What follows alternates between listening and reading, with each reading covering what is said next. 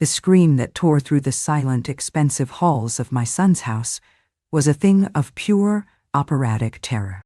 It was the sound of a woman who has just seen a ghost. I was sitting in my armchair in the living room, a half-finished lavender sachet in my lap, my face arranged in the placid, slightly vacant expression I had been perfecting for the past 6 months. The expression of a harmless, senile old woman. My daughter-in-law, Olivia, came stumbling down the grand, curving staircase, her face as white as a sheet, her hands trembling, her expensive silk robe clutched at her throat. "They're back," she whispered, her voice a raw, ragged thing that was barely audible. "The jewels, they're on my pillow, all of them, and this." She was holding a single crisp piece of heavy cream-colored paper between her thumb and forefinger, as if it were a venomous insect. It was a legal notice, a cease and desist letter from my lawyer, formally demanding the immediate return of stolen property that had, miraculously, already been returned. She looked at me, at the senile old woman she had stolen from just last week, the woman whose mind was supposedly a foggy, confused landscape of forgotten memories. And her eyes, her beautiful, dark, and deeply, deeply greedy eyes, were wide with a dawning, superstitious horror. She thought my jewels had been returned by a ghost. She thought my dead husband, a man she had always feared, had come back from the grave to exact his revenge. She had no idea that the ghost was me. She had no idea that the ghost had an excellent lawyer, a very discreet private investigator, and a deep and deeply satisfying understanding of her own guilty and very, very predictable conscience. "Hi everyone, I'm Grandma Margaret. I'm 80 years old. My daughter-in-law recently sold my family heirlooms while I pretended to be senile. She's about to discover that my mind and my legal team are sharper than she could ever have imagined. The secret I am sharing with you today is not that my daughter-in-law is a thief. I have known that for some time. The secret is that for the past 6 months, I have been a spy in my own family, a quiet and deeply, deeply convincing actress, playing the greatest and most difficult role of my life, the role of a frail and forgetful and utterly, utterly helpless old woman. You see, I knew she was going to steal from me. I had seen the sign. I had seen the way her eyes lingered on my jewelry box. I had seen the way she would test me, moving small, insignificant objects to see if I would notice, her face a mask of loving concern, as she would say, "Oh, Margaret, you've misplaced your reading glasses again." And so, I made a decision. I decided to let her. I decided to lean into the role she had cast for me. I became the senile old woman she so desperately wanted me to be. I faked the memory lapses. I faked the confusion. I became a ghost in my own life, a quiet and deeply, deeply underestimated observer watching her, studying her, and waiting for her to walk into the beautiful and inescapable trap I had so carefully and so lovingly set for her. And last week, she did. She took my jewels, my history, my heart, and she sold them. And in doing so, she gave me everything I needed to destroy her. So please, get comfortable. This is a story about a woman who was underestimated, a woman who played a long and a quiet and a deeply, deeply dangerous game. It is the story of how I, the senile old woman, the ghost in the armchair, reclaimed my own life, my own history, and my own very, very precious jewels. Your support, your likes and subscriptions to Voices of the Forgotten are the quiet and deeply satisfying applause for a performance well played. To understand why my daughter-in-law believed she could steal from a woman who had spent 40 years of her life appraising precious, and often priceless, jewels, you have to understand the foolish and deeply, deeply trusting woman I used to be. You have to understand the life of beauty and of history, and of a deep and abiding love for the stories that old things tell. My life, before all this, was a life of quiet and of beauty, and of a deep and abiding respect for the past. I was an antique jewelry appraiser, not a glamorous, high-end dealer, but a quiet and a respected and a deeply, deeply knowledgeable scholar of the art.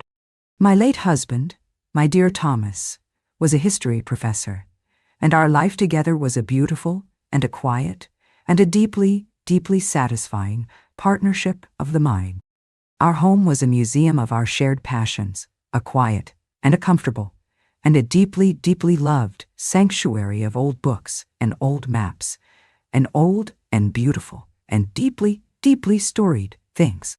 And the heart of my collection, the crown jewels of my own, personal and deeply, deeply sentimental history was my jewelry. It was not a collection of great monetary value, not to the outside world. But to me, it was priceless. It was a collection of stories. There was the necklace, a beautiful and a delicate and a deeply, deeply intricate piece of Victorian seed pearl lattice work. It had belonged to my great-grandmother, a quiet and a strong and a deeply, deeply resilient woman who had worn it on her own wedding day. It was a symbol of my own and my family's history. There were the earrings, a pair of simple and elegant and deeply, deeply beautiful sapphire and diamond studs.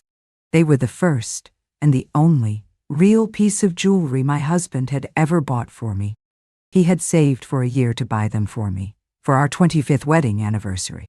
He had presented them to me in a small velvet box, his hands trembling with a love that was so pure, so profound, that it still takes my breath away. And then there was my wedding ring, a simple and an unadorned and a deeply, deeply meaningful gold band. It had been my mother's, and her mother's before her.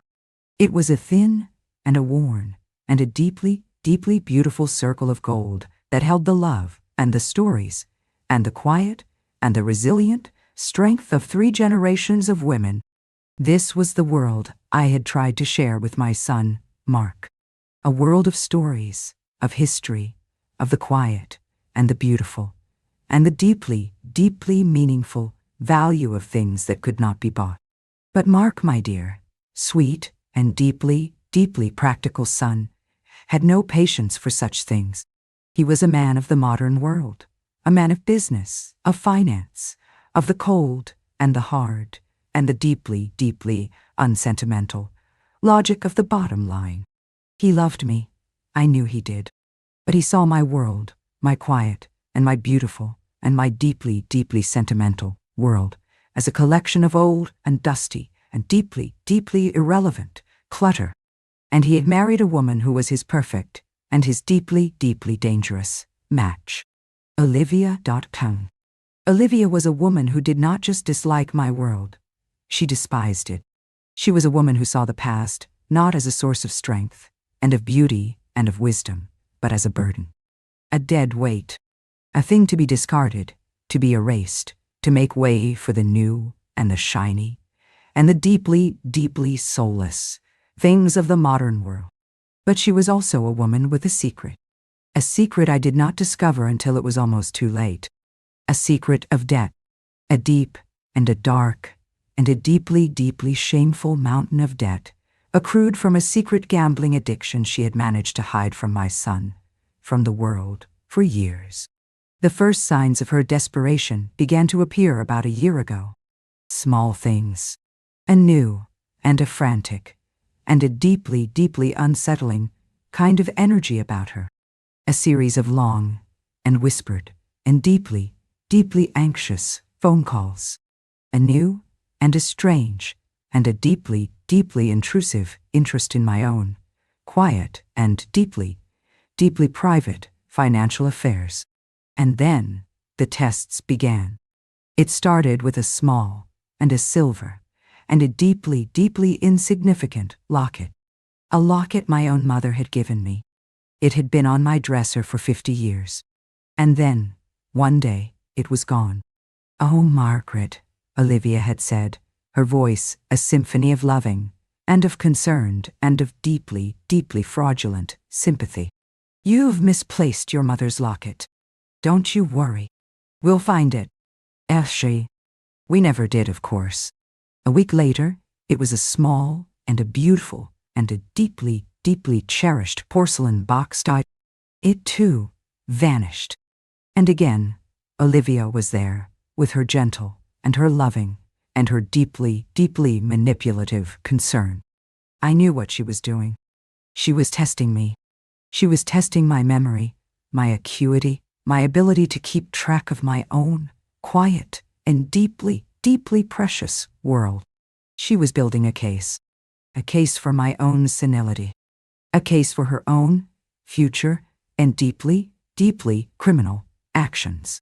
And so I made a decision that was the hardest and the bravest and the most deeply, deeply terrifying decision of my life. I decided to let her win. I decided to become the woman she wanted me to be. I decided to become senile. It was a performance, a long and a quiet and a deeply, deeply convincing performance. I began to forget things. I would misplace my glasses. I would forget a name. I would ask the same question 3 times in a row. I became a master of the art of the vacant stare, of the confused and the gentle and the deeply, deeply pathetic smile. And she, in her arrogance, in her greed, in her profound and her deeply, deeply satisfying stupidity, she believed me. She saw not a performance. She saw an opportunity, a golden and a perfect and a deeply, deeply irresistible opportunity. The final act of her betrayal began 2 weeks ago. I was going on a small overnight trip with my church group, and I, with a heart full of a feigned and a trusting and a deeply, deeply manipulative innocence, I asked her to keep my jewelry safe for me. "Oh, Olivia, darling," I had said, my voice a quavering and a senile and a deeply, deeply convincing whisper. "I would be so worried, leaving all my pretty things in the house alone. Would you mind terribly? Just keeping them in your safe for me, just until I get back." The look in her eyes, the look of a predator who has just been handed the keys to the chicken coop, was a thing of pure and of terrible and of deeply, deeply satisfying beauty. "Of course, Margaret," she had said, her voice a purr of pure and of triumphant and of deeply, deeply evil victory. "Of course I will." And so I had handed her the box that contained my history, my heart, my soul. And she, my beautiful and my charming and my deeply, deeply monstrous daughter-in-law, she had taken it. And she had, as I knew she would, she had sold it all. But she, in her arrogance, had made one final and deeply, deeply fatal mistake. She had forgotten who I was. She had forgotten that I was a woman who had spent 40 years of her life in the quiet and the dusty and the deeply, deeply unforgiving world of antique jewelry, a world of secrets, of forgeries, of a deep and an abiding and a deeply, deeply useful connection to a network of dealers and of auction houses and of very, very discreet private investigators. She thought she was selling my jewels. She had no idea that she was just leaving a trail of breadcrumbs, a beautiful and a sparkling and a deeply, deeply damning trail of evidence that would lead me and my lawyer and the police directly to her own and her deeply satisfyingly ruined front door. My week as a woman without a history was a week of quiet and of deeply, deeply satisfying stage management. While Olivia, my beautiful and my deeply, deeply stupid daughter-in-law, was busy spending the money she had gotten from the sale of my soul, I was busy pulling the strings of the beautiful and the intricate and the deeply, deeply inescapable web I had woven for her. My performance as the senile old woman reached new heights of pathetic and of deeply, deeply convincing brilliance. I would lose my way from the living room to my own bedroom. I would stare at my own son, my Mark, with a look of vague and of gentle and of deeply, deeply heartbreaking confusion, and I would ask him, "I'm sorry, young man, but have I seen you before?" And Olivia, my brilliant and my loving and my deeply, deeply triumphant caregiver, would swoop in, her voice a symphony of sweet and of patient and of deeply, deeply fraudulent concern. "Oh, Margaret, darling," she would coo, stroking my hand. "It's Mark, your son. Don't you remember? Aaron. Oh, and my son, my poor and my blind, and my deeply, deeply cowardly son, would look at me with his sad and his pitying and his deeply, deeply guilty eyes, and he would say nothing. He was a man watching his own mother disappear before his very eyes. He had no idea that she was, in fact, more present, more focused, and more deeply, deeply dangerous than she had ever been in her life. While I was playing the part of the ghost in my own home, my real work was being done in the shadows. My private investigator, a man named Mr. Harrison, a quiet and a discreet and a deeply, deeply competent man who had worked with my husband for years, was my ghost in the real world. Our communication was a masterpiece of clandestine and of deeply, deeply satisfying tradecraft. We had a secret and a simple and a deeply, deeply effective system. I had a small and an old and a deeply, deeply unassuming book of poetry. A book that Olivia, a woman who had not read a book since college, would never, ever dream of opening. And in that book, I would leave my messages. A small and an almost imperceptible pencil dot above a certain word on a certain page. A code we had developed years ago, a language of quiet and of secret and of deeply, deeply satisfying instructions. And Mr. Harrison, my quiet and my loyal and my deeply, deeply effective ghost, would come to the house once a week under the guise of a friendly visit to the senile and the forgotten and the deeply, deeply pathetic old widow of his former client. He would sit with me in the living room, and he would talk to me about the weather, about his grandchildren, about the quiet and the gentle and the deeply, deeply meaningless things of the world. And Olivia would watch us from a distance, her face a mask of bored and of tolerant and of deeply, deeply condescending amusement. And while she was watching, Mr. Harrison would, with a sleight of hand that would have made a magician weep, swap my book of poetry for an identical one of his own. A book that contained his own quiet and deeply, deeply satisfying reports. His reports were a thing of beauty, a detailed and a damning, and a deeply, deeply satisfying account of Olivia's every move. He had followed her to the seedy and the desperate and the deeply, deeply depressing pawn shop where she had sold my great-grandmother's necklace. He had followed her to the high-end and the discreet and the deeply, deeply criminal jeweler who had bought my husband's sapphire earrings, no questions asked. And he had followed her to the online auction site where she had, with a click of a mouse, and a heart full of a pure and a triumphant and a deeply, deeply satisfying greed, sold my mother's wedding ring to a collector in another state. He had it all. The names, the dates, the receipts, the bank transfers. He had the entire and the sordid and the deeply, deeply damning roadmap of her betrayal. And then, when he had gathered all the evidence, he began the second phase of his mission, the retrieval. He visited the pawn shop, his face a mask of quiet and of gentle and of deeply, deeply intimidating authority. He did not threaten. He did not bribe. He simply explained. He explained that the necklace was stolen property. He explained that he was working on behalf of a very wealthy and a very powerful and a very, very discreet client. And he explained that it would be in everyone's best interest if the necklace were to be returned quietly and with no questions asked. The pawnbroker, a man who knew a losing battle when he saw one, returned the necklace.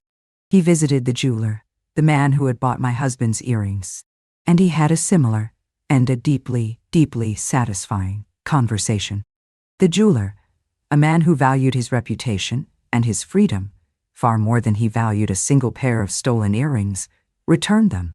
And the wedding ring, the ring that had been sold to the collector in another state, that was a bit more complicated. But Mr. Harrison was a patient and a resourceful and a deeply, deeply creative man. He contacted the collector. He explained the situation, and he made him an offer that was so generous, so overwhelming, so deeply, deeply satisfyingly extravagant, that the collector, a man who was a romantic but not a fool, happily, and with a deep and a profound and a deeply, deeply satisfying sense of his own good fortune, returned a ring. And so the stage was set. The players were in place.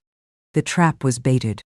And the ghost, my quiet and my patient and my deeply, deeply vengeful ghost, was ready to make her grand and her final and her deeply, deeply satisfying entrance. The night I chose for my haunting was the 1-month anniversary of the theft. A night of a full and a beautiful and a deeply, deeply ironic moon.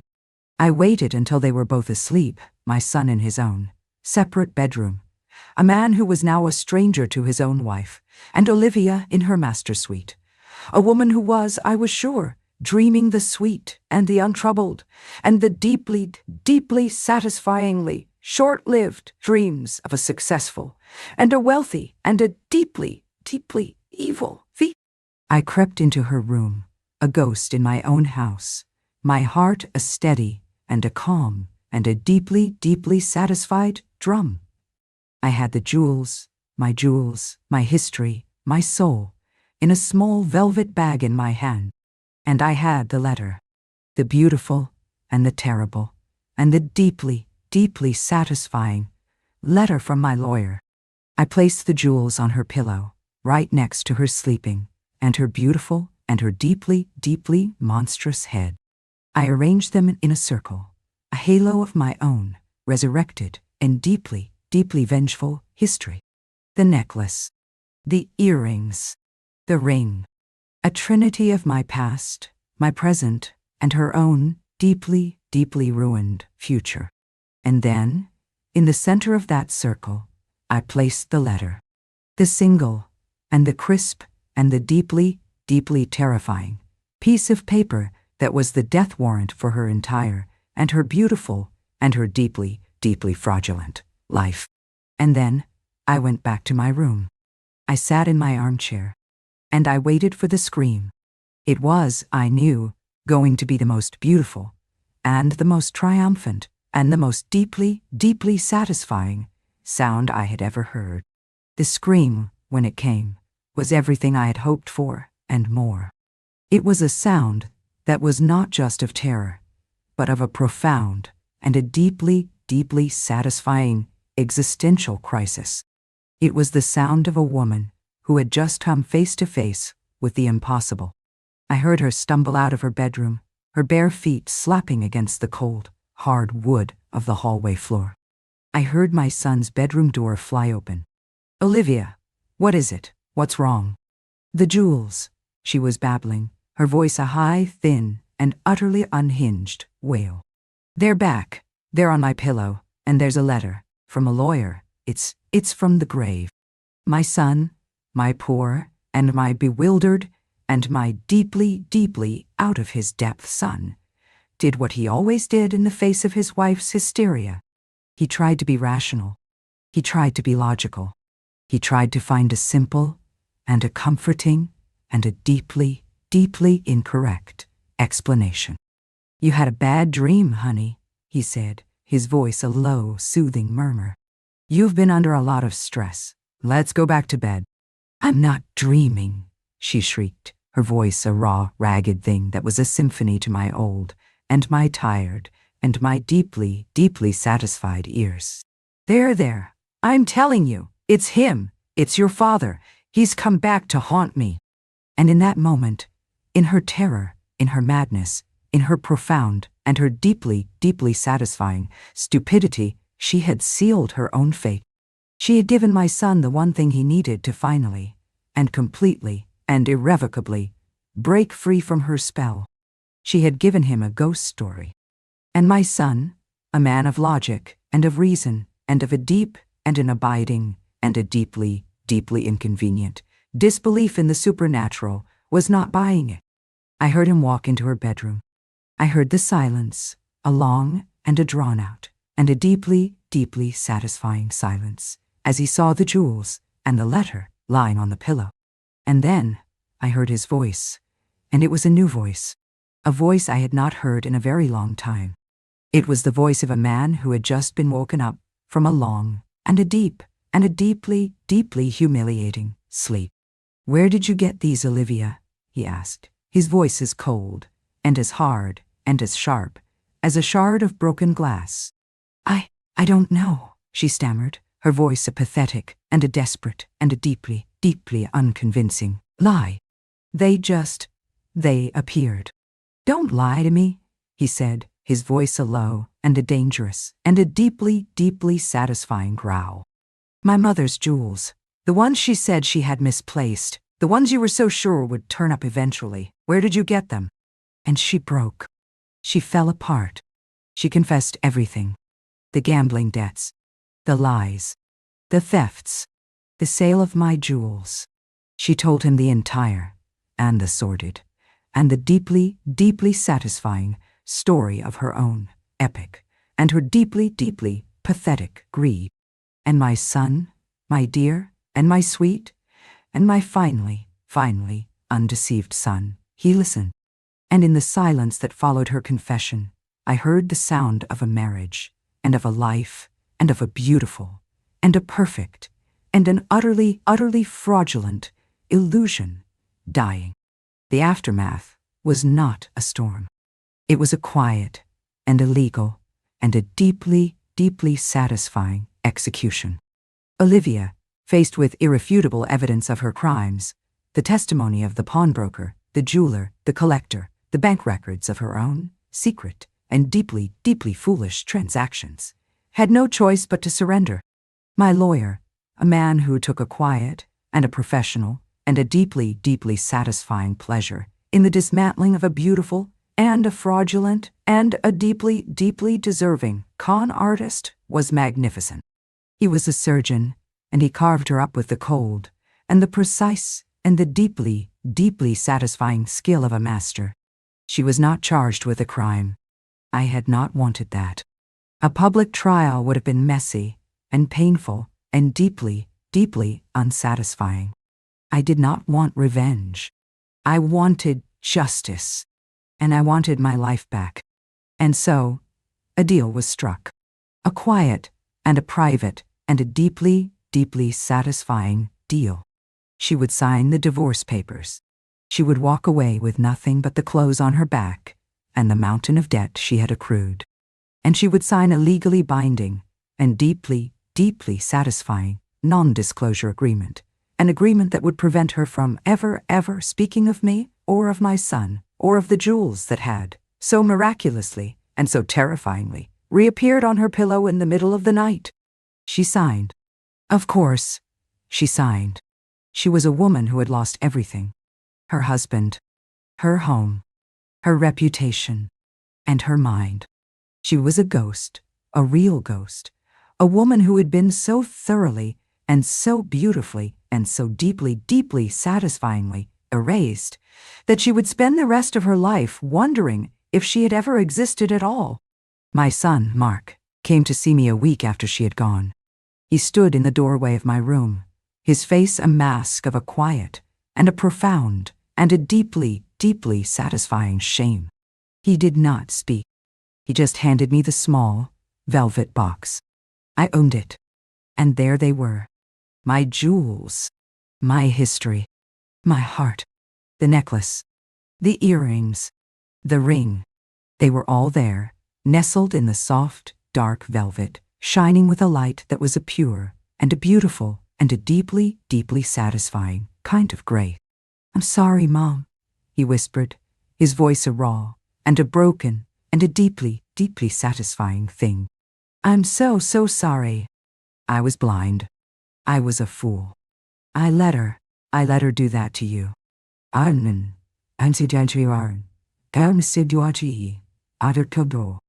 looked at my son, at the ruins of the man he had become, and I felt not anger, not pity, but a strange and an unexpected and a deeply, deeply satisfying sense of hope.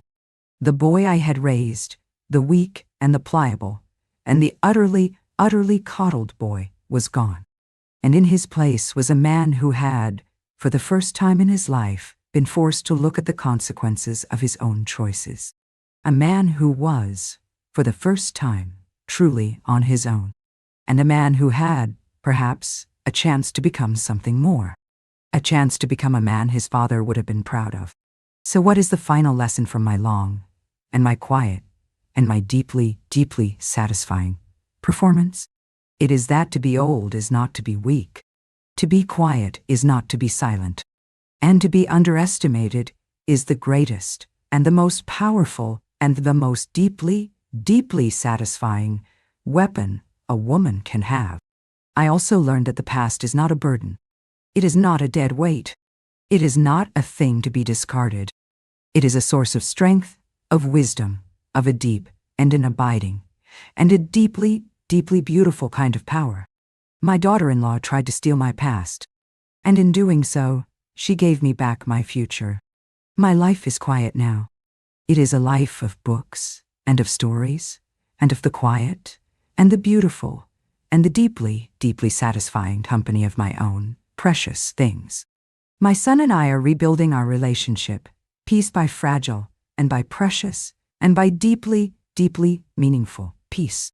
It is a slow and a difficult, and a deeply, deeply satisfying process.